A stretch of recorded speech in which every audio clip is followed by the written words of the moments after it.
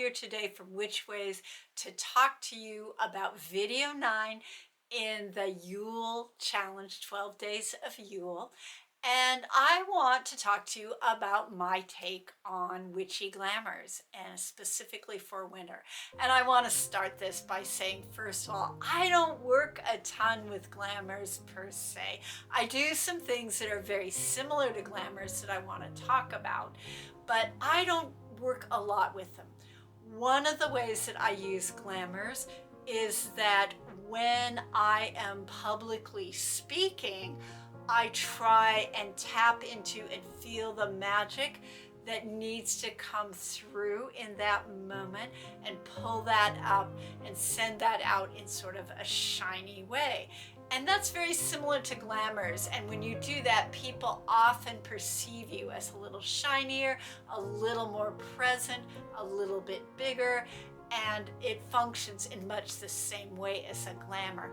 And so I might just tinge that with a little bit of that deep forest energy, that strength of the trees, when I'm pulling up that magic during winter and doing some public speaking around it, or I might not. So the other thing that I do is I create glamours for my seasonal altars, which is something I haven't really heard other people talk about a lot. So this is how I do that.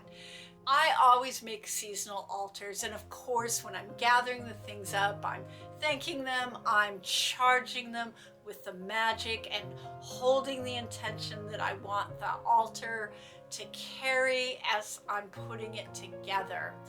And so that way it's just really charged up with a lot of magical juice. And the way that I see altars is that they can be, as the common view is, a focus point or a portal to carry your magic out into the world, sort of a gate to take your magic to where it needs to go. The other way, though, that I see altars is as a gate to bring things into your life. And so I do that a lot with seasonal holidays. And this connects a little bit to what I was talking about in one of the other videos about the magic of the land.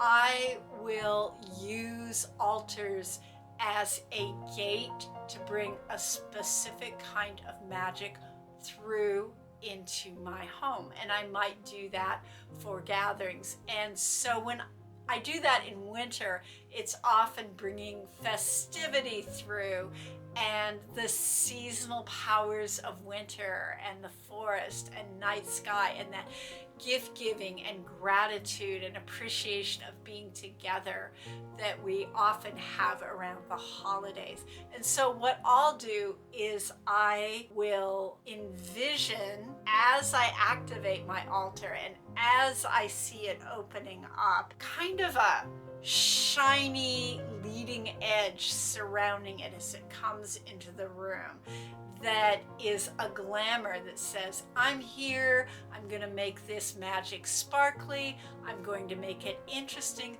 so that people are delighted to take part in it if they choose, or they can go, oh, that thing, I see that thing, I'm not interested in that.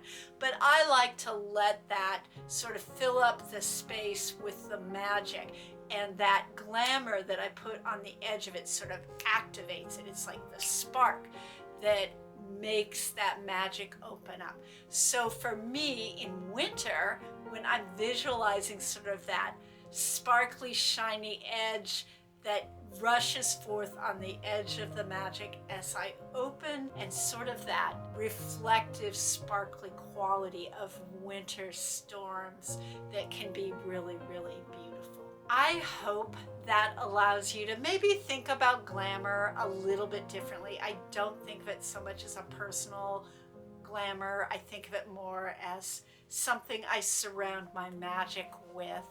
And that may be too advanced for you, it may be too esoteric, and if that's true for you, you can try and ask some questions in the comments, or just keep playing with that idea, and maybe at some point it will work for you, or maybe it never will work for you and you want to work more traditionally with glamours, which is the idea of putting a certain glamour on yourself, like a lens that people see you through. So I hope you all are having a very glamorous winter season so far that is filled with magic and delight. And until I see you next time, stay safe and be well.